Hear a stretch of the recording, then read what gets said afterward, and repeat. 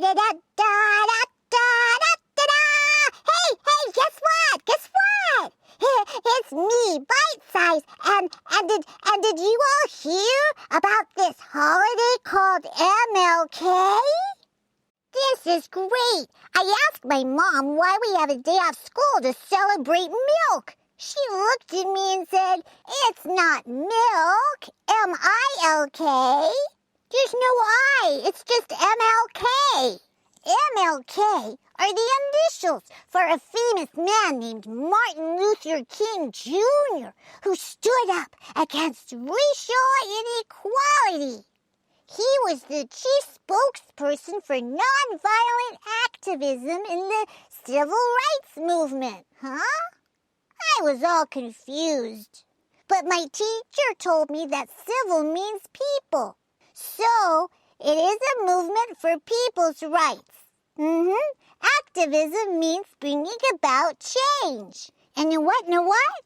Nonviolent means that Dr. MLK had to work really hard doing peaceful protests to bring about social justice so all people would have equal rights. MLK was born in Atlanta, Georgia on January 15th, 1929. Whoa. When he went to school, people of different colors were not allowed to go to the same schools. They didn't share the same rights or equalities. Life was hard back then. But MLK didn't let that stop him. He went to school and then college and graduated at 15 years old.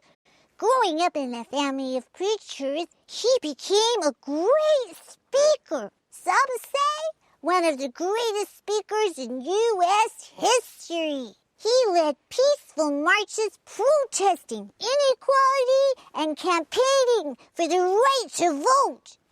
The biggest was the March on Washington, where he gave his famous speech, "I have a dream." He did it in front of the Lincoln Memorial in Washington, D.C. Guess what?